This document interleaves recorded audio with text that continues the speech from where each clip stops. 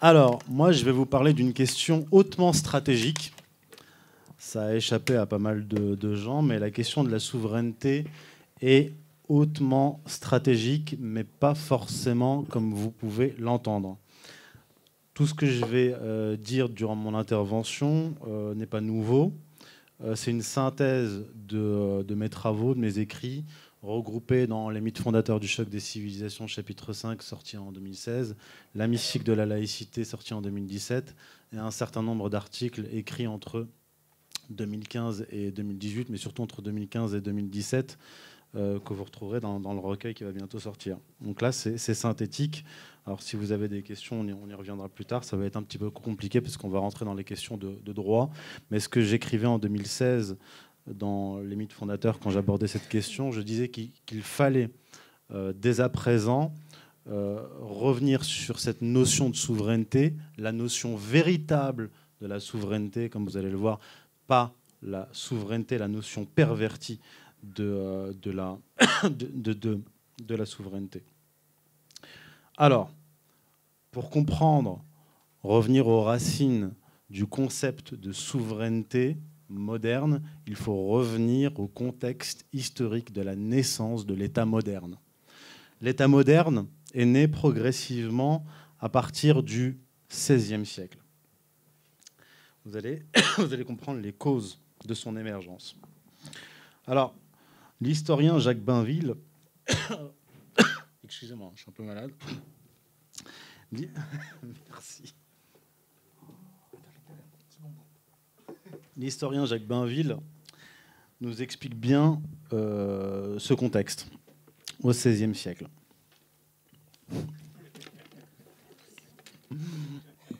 On remonte à l'opposition entre catholicisme et protestantisme. Il expliquait, Bainville, qu'en France, c'est surtout la bourgeoisie, classe historiquement révolutionnaire depuis Étienne Marcel, XIVe siècle, et la noblesse qui adhérèrent au protestantisme. Tandis que la population des campagnes, épargnée par la crise économique, resta hermétique. Le parti protestant, explique Bainville, complota contre la couronne et espéra un changement de dynastie après la mort de François II, 1544-1560. Bainville écrit « Un état d'esprit révolutionnaire se répandait ». Vous allez comprendre pourquoi est-ce que l'État moderne naît à ce moment-là. Je poursuis. Après une contextualisation de Bainville. Je cite Bainville. De cette date, 1576, États généraux dont le roi sortit affaibli, à 1585, le gouvernement vécut au jour le jour dans un affaiblissement extrême. Les moyens du roi pour se faire obéir lui manquaient. Beaucoup de gens crurent alors la royauté près de sa fin. C'est à peine si le roi était en sûreté dans son Louvre. Les protestants tendaient à former un État dans l'État. Ils voulaient des garanties politiques et territoriales, une autonomie. Et c'est dans cette période que le roi, Henri III, fortement affaibli, eut le soutien d'un jurisconsulte très important, qui était proche de lui, et qui s'appelle Jean Bodin. Jean Bodin, avec sa théorisation de la souveraineté et le nouveau concept de souveraineté qu'il va développer, voulait donner plus de pouvoir au roi par rapport aux seigneurs, aux autres rois d'Europe et par rapport au pape. Alors, comme vous le savez, historiquement, dans l'Europe chrétienne, la notion de souveraineté est d'origine et d'essence religieuse. Vous verrez qu'avec l'État moderne, ça ne change pas véritablement. C'est en 1583, donc en pleine crise, plein affaiblissement du roi Henri III, que Jean Bodin écrit son livre « Les 6 livres de la République ». Et il explique dans ce livre, d'abord, il revient à la notion de souveraineté. Qu'est-ce que la souveraineté ? Avant, de manière très subtile, de faire glisser cette souveraineté qui est d'essence, vous allez voir, religieuse, divine en fait, faire transférer cette souveraineté divine à l'État. En fait, on est dans la période des débuts de la divinisation de l'État, l'émergence de l'État moderne. Donc il explique. Après avoir démontré que ni le dictateur romain, ni le César, ni l'archonte d'Athènes, gouverneur de la cité élu au tirage au sort pour une période déterminée, aucun d'entre eux ne sont véritablement détenteurs de la souveraineté, Jean Bodin écrit à propos de ce qu'on appellera plus tard la démocratie représentative, je cite. Mais posons le cas qu'on élise un ou plusieurs des citoyens auxquels on donne puissance absolue de manier l'État et gouverner entièrement, sans déférer opposition ou appellation en sorte quelconque, et que cela se fasse tous les ans. Ne dirons-nous pas que ceux-là auront la souveraineté ? Car celui est absolument souverain qui ne reconnaît rien plus grand que soi après Dieu. Je dis néanmoins que ceux-là n'ont pas la souveraineté, attendu qu'ils ne sont rien que dépositaires de la puissance qu'on leur a baillée à certains temps. Aussi, le peuple ne se dessaisit point de la souveraineté quand il établit un ou plusieurs lieutenants avec puissance absolue limitée à un certain temps, ce qui est beaucoup plus que si la puissance était révocable au plaisir du peuple sans précision de temps. Car l'un et l'autre n'ont rien à eux et demeurent comptables de leur charge envers celui duquel ils tiennent la puissance de commander. Ce qui n'est pas le cas du prince souverain, qui n'est tenu rendre compte qu'à Dieu. Là, Jean Bodin met en lumière deux éléments fondamentaux. D'abord, aucun homme, qu'il soit empereur, gouverneur ou même roi, n'est souverain par lui-même, bien que Bodin dise du prince qu'il est souverain. C'est une façon de parler. Il n'est que le dépositaire du pouvoir de Dieu, auquel il est tenu de rendre compte, ce qui n'est pas du tout la même chose. Bodin remet ensuite en cause le principe de souveraineté du peuple. Ainsi, il contredit, bien qu'il en soit à l'origine, vous verrez, avec 2 siècles d'avance, l'article 1 de la Constitution de 1791, issu de la Révolution de 1789. Cet article 3, la déclaration de la article 1 de la Constitution de 1791, nous dit « La souveraineté est une, indivisible, inaliénable et imprescriptible. » Jusque-là, on est d'accord, historiquement. Et l'article ajoute « Elle appartient à la nation. » La souveraineté appartient à la nation. Ça vient de Bodin. On va amalgamer ensuite, ce qu'ont fait les révolutionnaires, nation et peuple. Alors que dans l'esprit de Bodin, c'est l'État. Et l'État est amalgamé au roi. C'est ce qu'il veut faire Bodin, augmenter la puissance du roi. Et qui fait suite donc à l'article 3 de la Déclaration de 1789, le principe de toute souveraineté réside essentiellement dans la nation. Nul corps, nul individu ne peut exercer d'autorité qui n'en émane expressément. Les révolutionnaires nous disent donc que la souveraineté réside en essence dans le peuple. Vous verrez que c'est une antinomie. La Révolution française a, donc dès l'abolition de la monarchie, tenté de mettre la main sur la souveraineté divine. Cette souveraineté dont est dépositaire le prince, qui lui vaut le qualificatif de souverain, lui permet, dit Jean Bodin, là je cite Bodin, de donner, donc il a le pouvoir, le prince, de donner loi au sujet et casser ou anéantir les lois inutiles pour en faire d'autres. Ce que ne peut faire celui qui est sujet aux lois. Si vous êtes sujet aux lois, vous ne pouvez pas les faire. Quant aux lois divines et naturelles, tous les princes de la terre y sont sujets.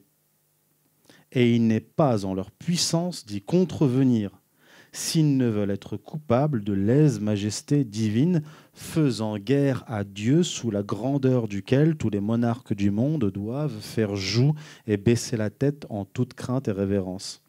Et par ainsi, la puissance absolue des princes et seigneuries souveraines ne s'étend aucunement aux lois de Dieu et de nature. dans le droit, il y a des sources du droit. Et la source ultime du droit, c'est la loi naturelle, qui est la loi de Dieu. Ça coïncide. Baudin dit toujours Dieu, duquel le monarque souverain tient le sceptre et la puissance et à qui seul il doit serment. Comme exemple de loi divine à laquelle le prince ne peut déroger et qu'il ne peut abolir, il y a, dit Baudin, la défense de tuer. Il ajoute « Cette loi n'est point celle du prince, mais c'est la loi de Dieu et de nature, à laquelle il est plus étroitement obligé que pas un des sujets. Et il n'en peut être dispensé ni par le Sénat, ni par le peuple, qu'il n'en soit toujours responsable au jugement de Dieu qui en fait information à toute rigueur, comme disait Salomon. C'est pourquoi Marc Aurèle, empereur romain stoïcien 121-180, donc IIe siècle, disait que les magistrats sont juges des particuliers, les princes des magistrats et Dieu des princes. Les sources du droit sont ainsi résumées par Baudin. Les contrats et testaments des particuliers ne peuvent déroger aux ordonnances des magistrats, ni les édits des magistrats aux coutumes, ni les coutumes aux lois générales d'un prince souverain. Aussi, les lois des princes souverains ne peuvent altérer ni changer les lois de Dieu et de nature. C'est pas n'importe qui, c'est un des pères fondateurs, un des grands théoriciens de l'État moderne. Si l'on se tourne maintenant vers l'autre principal théoricien de l'État moderne, Thomas Hobbes, 1588-1679, qui a vécu un siècle après, dans le siècle qui a suivi celui de Baudin, on retrouve une définition voisine de la souveraineté. Donc, Thomas Hobbes écrit dans le Léviathan, je cite, « La fonction du souverain, qu'il soit monarque ou une assemblée, consiste dans la fin pour laquelle le pouvoir souverain lui a été confié,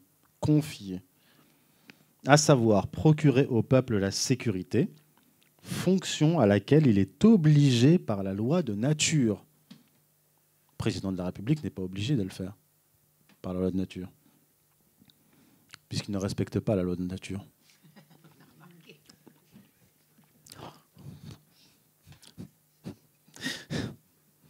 Faut pas me déconcentrer, Marion.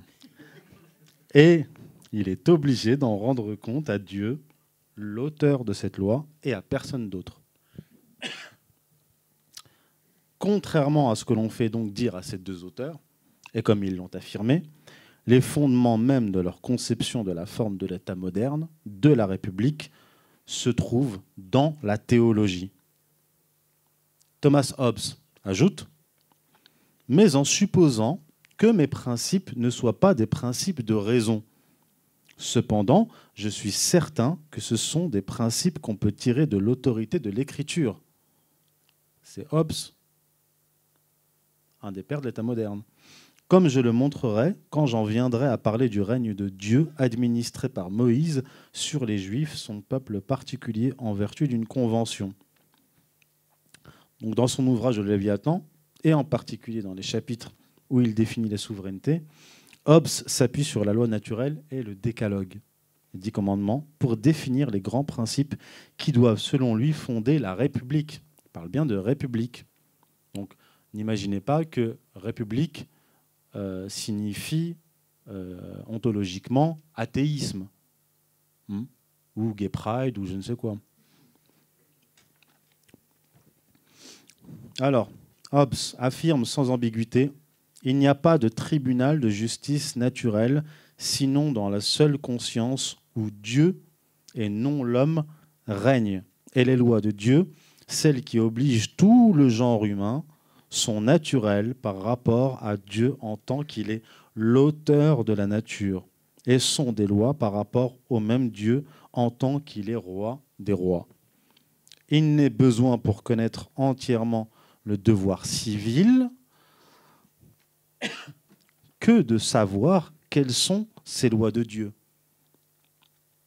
En effet, Sans cela, on ne sait pas, quand le pouvoir civil nous commande quelque chose, si cette chose est contraire ou non à la loi de Dieu.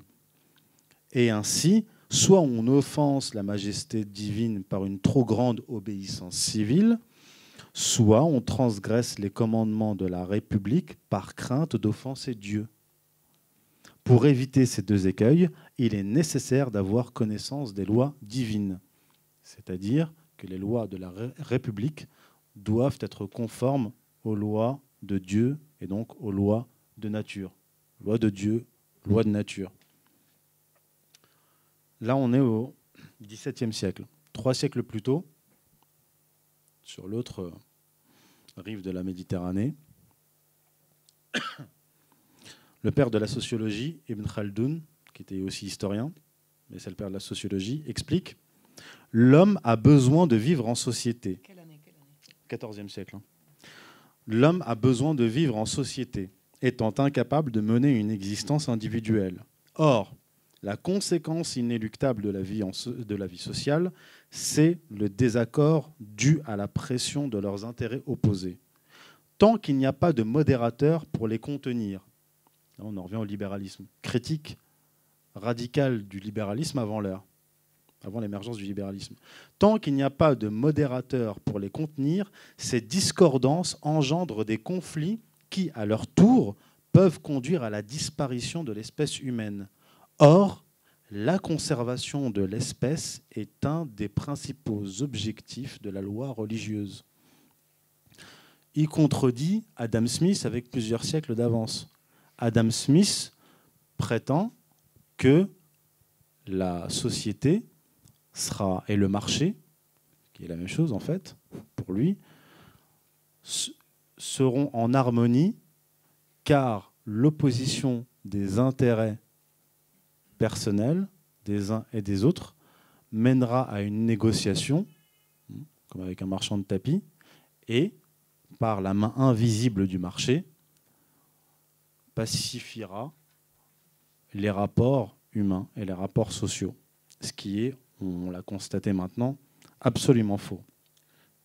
Donc je vous le disais, toute norme juridique doit se référer à une norme qui lui est supérieure, et ainsi de suite, jusqu'à la norme ultime, qui n'est autre que la loi divine et naturelle.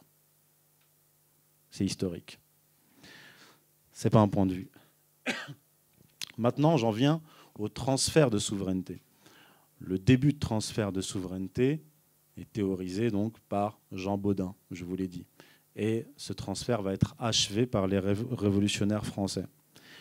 Le spécialiste du droit constitutionnel, Olivier Camille, écrit à ce sujet.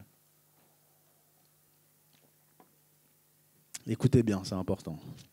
Le principal apport de Jean Bodin est un apport dangereux qui consiste à associer souveraineté et république, ou État, expliquant que la souveraineté donne sa puissance, son être à la République. Il appartient aux organes d'État d'exercer cette autorité quasi surnaturelle. Charles Loiseau, traité des seigneuries en 1608, sera encore plus étatiste en définissant la souveraineté comme la propre seigneurie de l'État. Le risque devient grand alors que l'État se proclame le souverain ou que le souverain s'identifie à l'État. C'est ce qui va se passer très vite. Les juristes ne tarderont pas à parler d'État souverain. De son côté, le roi Louis XIV, après cette phrase apocryphe, dira « l'État, c'est moi ». Donc, dans un premier temps, on va amalgamer l'État et le roi et transférer la souveraineté de Dieu à l'État. À la suite de Bodin, donc, qui théorisa la souveraineté de la République, les philosophes des Lumières, dont Jean-Jacques Rousseau et les révolutionnaires, vont transférer la souveraineté divine à la nation, prétendument au peuple. La nation ou la République ne seront plus, comme le roi, seulement dépositaires, mais titulaires de la souveraineté en lieu et place de Dieu. Vous voyez où est le piège? À partir de là, la souveraineté et par suite le droit ne sont plus d'essence divine. Les lois émises ne se fonde plus sur les lois naturelles. Progressivement, avec ce système libéral, vous en arrivez au mariage pour tous et ainsi de suite. Légalisation des drogues, etc. Il n'y a plus de, comme je l'écrivais justement dans les mythes fondateurs, et pour reprendre Jean-Claude Michéa, l'État libéral prétend qu'il est axiologiquement neutre. Or, l'État n'a jamais été neutre. Ce n'est pas le rôle de l'État que d'être neutre. Et fondamentalement, historiquement, l'État n'a jamais été neutre. Il y a toujours une idéologie, une religion sur laquelle s'appuie l'État. L'on prétendra alors que l'on a séparé le pouvoir religieux et politique et que l'État donc, est axiologiquement neutre, ce qui est une impossibilité. D'ailleurs, Jean Jaurès lui-même, grand laïc, avait affirmé « Seul le néant est neutre ».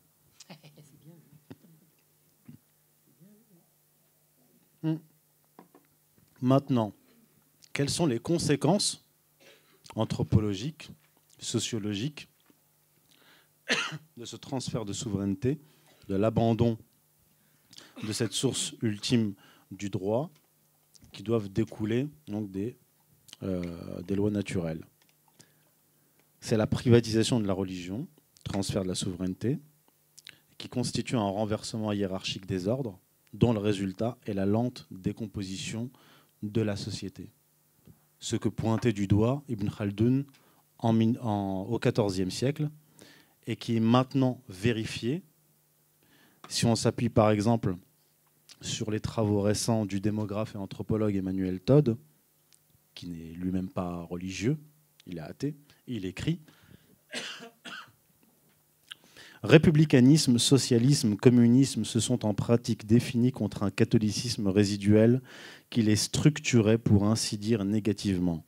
La mort de cette religion a tué comme par ricochet les idéologies modernes. Nous sommes ici tout proches de l'un des points nodaux de la crise qui, bien loin de n'affecter que la surface politique des choses, touche en réalité le socle métaphysique de la société. Fond de croyances irrationnel et inconscient venu d'une histoire très lointaine. L'identification du fond religieux de la crise nous permet d'éclairer certains aspects du malaise actuel, et en particulier la difficulté que peut avoir une société à vivre sans croyance religieuse. Et c'est pour ça que la République, que les révolutionnaires, dès 1789, vont chercher une religion de substitution au catholicisme. Je vais pas revenir là-dessus, c'est synthétisé dans ce livre-là, mais je vais vous donner quelques petits exemples, quelques citations. Jules Michelet, dont tu parlais, 1798-1874, était arrivé à la même conclusion. Pour lui, la fête des fédérations, premier anniversaire de la prise de la Bastille fêté le 14 juillet 1790, est, je cite Michelet, la première manifestation d'émergence de cette religion de la Révolution, la première manifestation de la foi nouvelle. Je poursuis. Le républicain et socialiste Pierre Leroux, 1797-1871, auteur de l'Encyclopédie nouvelle, s'adressant aux rationalistes athées et autres positivistes, écrira « La société sans religion, c'est une pure abstraction que vous faites, car c'est une absurde... » Je répète, c'est un républicain et socialiste. La société sans religion, c'est une pure abstraction que vous faites, car c'est une absurde chimère qui n'a jamais existé. La pensée humaine est une, et elle est à la fois sociale et religieuse. C'est-à-dire qu'elle a deux faces qui se correspondent et s'engendrent mutuellement. À telle terre répond tel ciel, et réciproquement, le ciel étant donné, la terre s'ensuit. Je vais vous épargner toutes les autres citations, mais je vais vous en citer un. Donc je vous cite un ancien et un contemporain que vous voyez quand même la continuité. Un des héritiers de ces républicains cherchant une religion pour la République, et héritier tout particulièrement de Ferdinand Buisson, qui était à la tête de la commission pour la séparation des églises et de l'État en 1905, et qui est celui qui va parachever cette religion de la République, Ferdinand Buisson. Vincent Peillon. Vincent Peillon, je ne veux pas vous faire son pédigré parce que je pense que c'est un général 5 étoiles. Hein. Bref.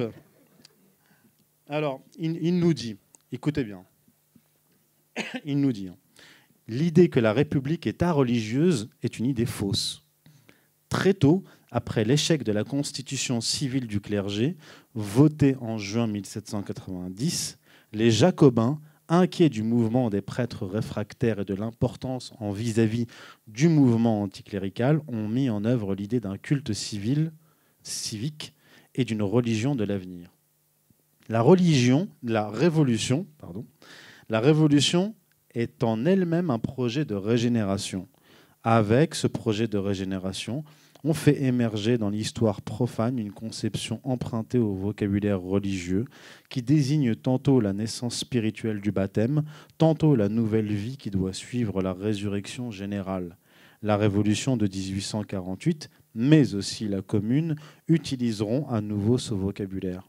L'évêque constitutionnel de Lyon, Lamourette, ne s'y était pas trompé lorsqu'il interprétait déjà la Révolution comme opérant une régénération christique des cœurs.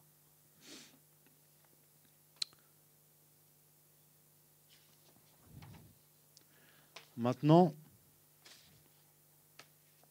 pourquoi est-ce que la République est rejetée à intervalles réguliers depuis la Révolution de 1789 ?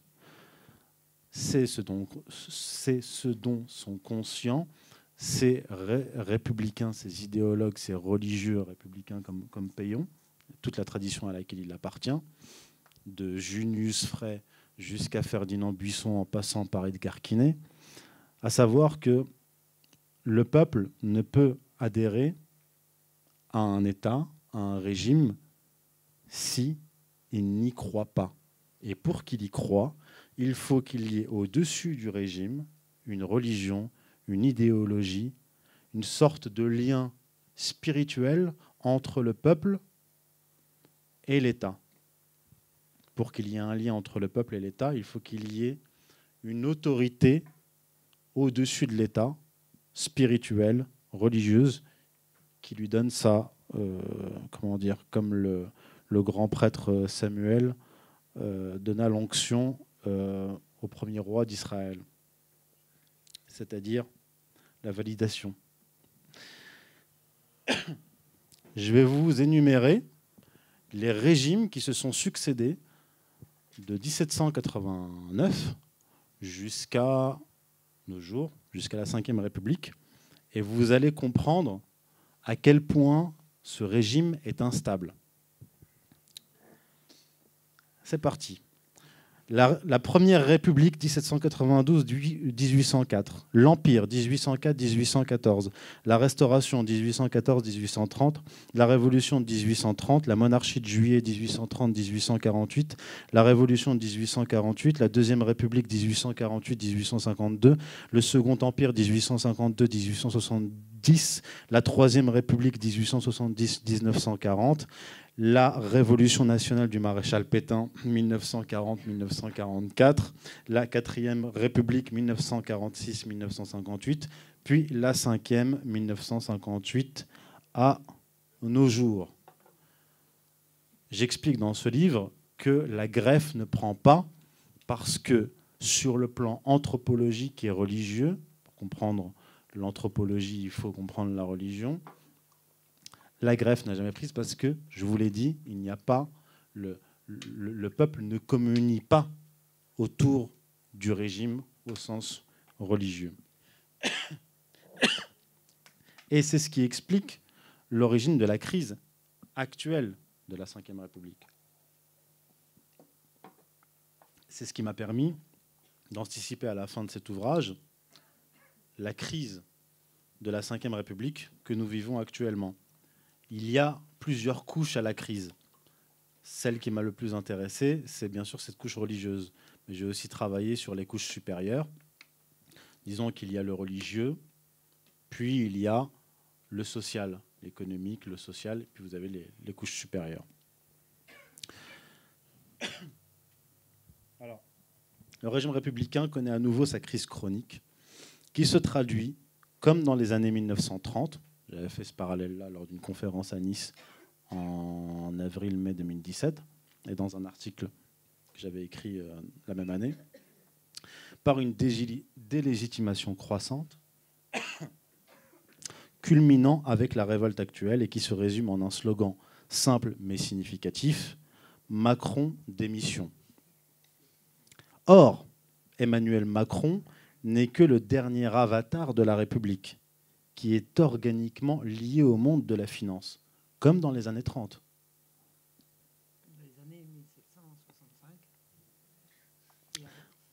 Par ces deux mots, Macron démission, le peuple français ne rejette pas uniquement l'actuel président de la République, mais tout le système qu'il incarne et qui l'a porté au pouvoir après l'avoir fabriqué. La crise de régime a débuté bien avant l'élection d'Emmanuel Macron. Dans un article du 4 décembre 2015, dont on avait parlé d'ailleurs ici, que j'avais écrit, je voyais et décrivais entre autres choses les signes de la délégitimation du régime dans son raidissement et sa transformation discrète, progressive, mais significative vers ce que j'appelais une dictature sociale démocrate policière. Donc j'annonçais que ce raidissement du régime entraînerait sa cassure à terme. Et les Français sont en train de comprendre que la police n'a pas pour fonction de les protéger, mais elle a pour fonction de protéger la République contre le peuple. La police est là pour protéger la République. Et il faut que les policiers le comprennent. Cette crise de régime traduit aussi une crise de la démocratie. Mais pas parce qu'il n'y a pas assez de démocratie. La crise de régime s'accompagne naturellement donc de la crise de la démocratie, puisque celle-ci est une des croyances sur lesquelles s'appuie la République. La République a besoin de la démocratie, ou plutôt de la chimère démocratique, de l'illusion démocratique. Vous voyez, cette chimère que vous n'arrivez jamais à atteindre, mais qu'on doit atteindre au temps messianique. On peut dire que la démocratie, l'attente de la démocratie totale, parfaite et universelle, est une attente messianique. Loin d'être le pouvoir du peuple, la démocratie est donc une chimère. D'ailleurs, l'helléniste Jacques Cazot, qui a traduit la République de Platon en 1995, souligna dans son introduction de la République de Platon que la démocratie fait illusion, transposée d'un antique idéal grec jamais atteint en Grèce déjà, elle perd tout sens à l'échelle de 55 millions d'individus. Mais surtout, elle débouche fatalement sur la tyrannie. Fin de citation. La chimère démocratique, cette illusion, a été notamment en France imposée au peuple contre sa volonté. Vous le saviez ? Ce n'est pas le peuple français qui a demandé la démocratie. C'est l'oligarchie, les tenants de la Troisième République, qui l'ont imposée au peuple français qui n'en voulait pas. Vous voulez des preuves ? Lors de l'élection de février 1871, l'année suivant l'établissement de la Troisième République, les Français élisent une majorité de députés monarchistes. On offre la démocratie aux Français et ils élisent majoritairement des monarchistes. Curieux, ça. Les républicains ne finissent par obtenir la majorité à la Chambre qu'en 1876 et 1877 et au Sénat en 1879.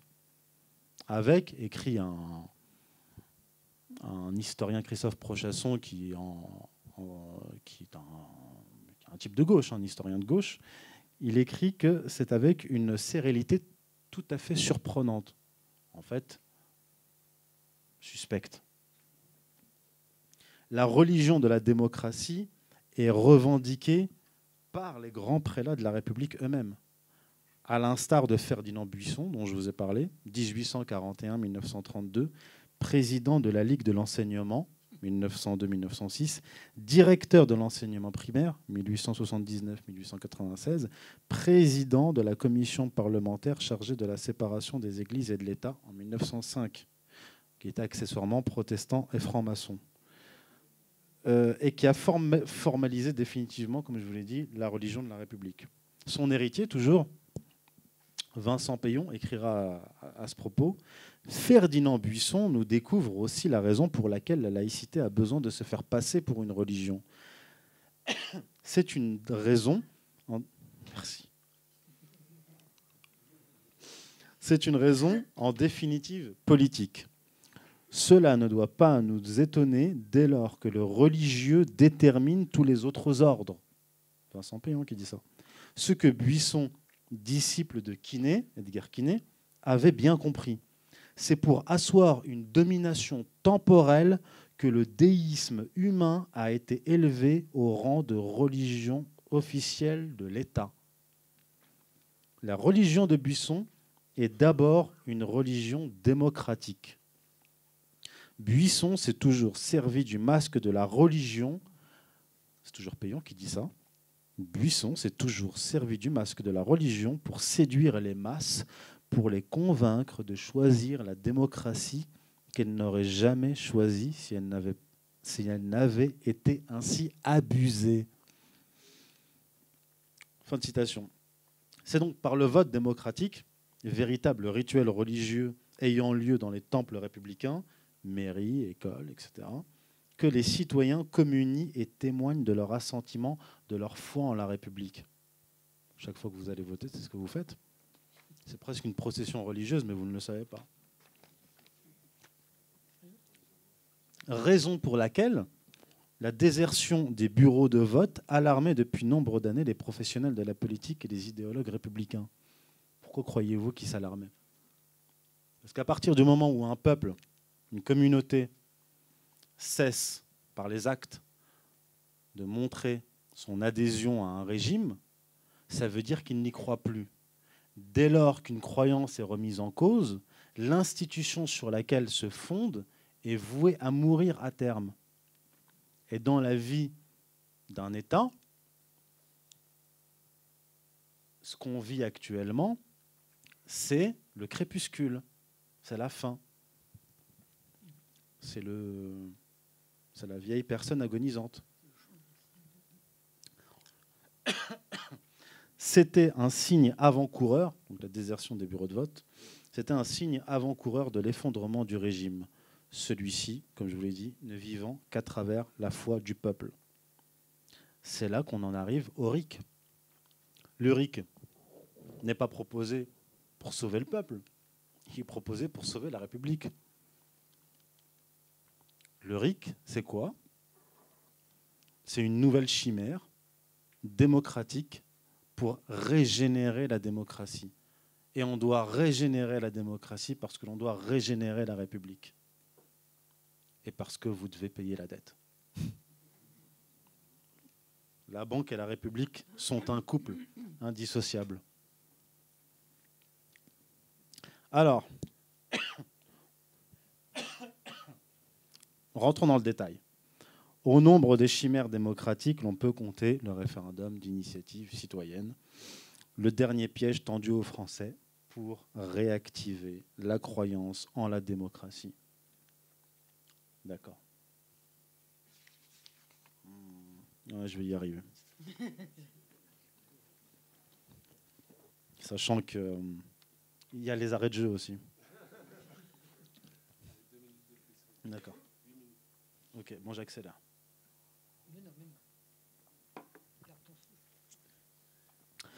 La Constitution française prévoit actuellement 4 cas de référendum. Je vais vite et je ralentis pour les points importants. pour l'adoption d'un projet de loi portant sur l'organisation des pouvoirs publics, sur des réformes relatives à la politique économique, sociale ou environnementale de la nation et aux services publics qui y concourent, article 11 de la Constitution. Pour l'adoption d'un projet de loi tendant à autoriser la ratification d'un traité, toujours l'article 11. Pour la révision de la Constitution, article 89. Toutefois, aucune révision constitutionnelle, même approuvée par référendum, ne peut porter sur la forme républicaine du gouvernement. La forme républicaine du gouvernement. Au niveau local, pour soumettre à la décision des électeurs d'une collectivité territoriale un projet d'acte relevant de sa compétence. Article 72.1. Lors de la révision de la Constitution en 2008, l'article 11 de la Constitution a été complété afin de permettre théoriquement un référendum à l'initiative du peuple. Vous voyez qu'ils ne vous ont pas attendu. Plus précisément, un cinquième des membres du Parlement soutenu par un dixième des électeurs inscrits sur les listes électorales, soit au moins 185 députés ou sénateurs sur 925 et plus de 4,5 millions d'électeurs. Mais cet article interdit d'abroger par référendum une loi récemment votée. Cette disposition est entrée en vigueur en 2015 et n'a jamais été appliquée. Cette révision de la Constitution a également conduit à un apport à l'article 4 qui garantit les expressions pluralistes des opinions et la participation équitable des partis et groupements politiques à la vie démocratique de la nation, blablabla. Bla bla. À quoi s'ajoute l'article 51.1 qui oblige de reconnaître des droits spécifiques aux groupes d'opposition de cette Assemblée ainsi qu'à ces groupes minoritaires. Une révision de la Constitution qui tend donc vers plus de démocratie directe et de pluralité d'opinions politiques. On a vu ce que ça a donné ces 10 dernières années. Or, cette révision intervient sous le mandat de Nicolas Sarkozy. Période où le pouvoir s'est encore plus concentré dans les mains de l'oligarchie, qui a porté Sarkozy au pouvoir, où les inégalités sociales ont été exacerbées, où la finance a été choyée, notamment durant la crise financière de fin octobre 2008, avec le renflouement des banques par l'État français avec l'argent du contribuable et sans aucune contrepartie. Détail. L'État français a investi de pseudo-fonds propres. En réalité, il s'agissait d'un prêt sur 5 ans. Un prêt donc à hauteur de 10,5 milliards d'euros accordé à 6 banques. BNP Paribas, je dis ça pour les gilets jaunes. BNP Paribas, Crédit Agricole, Banque Populaire, Crédit Mutuel, Société Générale, Caisse d'épargne, qui ne donnait par conséquent à l'État aucun pouvoir décisionnel. Alors que c'était l'occasion de racheter ces banques avec 1 euro symbolique. D'ailleurs, en 2007, l'année où il est arrivé au pouvoir, Nicolas Sarkozy a imposé aux Français le traité de Lisbonne, qui reprenait en majorité le contenu du traité de 2004 que le peuple avait refusé lors du référendum de 2005. La démocratie, vous l'avez compris, est donc un faux semblant, une illusion, une incantation, raison pour laquelle l'oligarchie n'est pas fondamentalement opposée au RIC. D'ailleurs, le 3 décembre 2018, ça faisait à peu près 2 semaines que le mouvement des Gilets jaunes avait démarré. C'était le 17 novembre. 3 décembre 2018, en pleine crise, le député Les Républicains du Vaucluse, Julien Aubert, secrétaire général adjoint du parti, a déposé une proposition de loi pour assouplir l'article 11 en abaissant le seuil de signature à 1,5 million de citoyens et celui des parlementaires à l'initiative de la procédure à 4 députés ou 4 sénateurs de 4 groupes différents. Aussi, le journal Le Monde, vous savez à qui il appartient, Niel, Pigasse c'est la banque Lazare, associé à Pierre Berger qui est mort en 2017, et Le Figaro, pardon, propriété du groupe Dassault. Du groupe Dassault.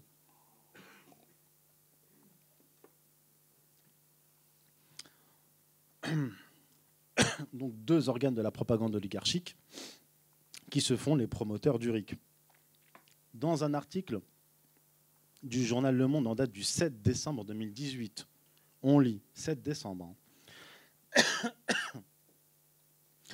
Dans la liste largement partagée de 42 revendications de Gilets jaunes figure l'instauration, c'est difficile, dans la Constitution d'un référendum populaire. Contrairement à d'autres projets qui restent assez flous, les modalités de celui-ci sont détaillées. Je vous passe les détails. À la différence des systèmes existants en France, ni le gouvernement, ni les députés ou sénateurs ne seraient associés au lancement de ce référendum et le nombre de signatures à obtenir serait sensiblement moins élevé. Parmi les initiatives fréquemment relayées sur Facebook par certains gilets jaunes figure celle du RIC, qui propose d'utiliser ce mécanisme pour supprimer une loi injuste et révoquer le mandat d'un représentant. Le Figaro, du 16 décembre 2018, qualifiera le RIC de dimension la plus profonde des Gilets jaunes et d'ajouter « Si les revendications des Gilets jaunes sont parfois floues, celle-ci a le mérite d'être précise dans son énoncé. » Et cet article cite Jacques de Saint-Victor, historien du droit, qui estime que les référendums d'initiative citoyenne, RIC, peuvent être une bonne idée. Il est aussi chroniqueur au Figaro Magazine. Il est de la maison. Il dit « Il s'agit d'un mécanisme semi-direct compatible avec une démocratie représentative à l'image de l'Italie où il existe depuis 1945. Dans le contexte actuel, cela peut permettre de trouver un compromis entre les gilets jaunes et le système politique fragilisé. Il me semble que la Ve République pourrait être adaptée à un RIC à condition de l'encadrer pour ne pas créer d'instabilité. » Fin de citation. Donc, voici la stratégie actuelle, leur stratégie. Elle consiste à gagner du temps pour capter, via les grands médias, l'attention du peuple. Concentrez votre regard tel un hypnotiseur sur la solution miracle, le RIC. Lorsque la croyance dans le RIC se sera suffisamment répandue à travers le peuple, le régime attirera les gilets jaunes, qui imagineront avoir eu gain de cause, vers une négociation sur le RIC pour sauver la République. Les gilets jaunes se trouveront alors divisés en au moins deux camps. D'une part, ceux qui sont des démocrates respectables, pacifistes, qui acceptent la négociation, et les autres, qui la refusent, seront catégorisés fascistes, antisémites, ayant des arrière-pensées politiques renvoyant aux heures les plus sombres, etc., etc. Quelle que serait l'issue d'une telle négociation, le peuple français en sortirait à coup sûr perdant. Donc le problème n'étant pas la démocratie, la solution ne peut pas être le RIC. Je termine. Dernière partie de mon développement, c'est de la révolte à la révolution.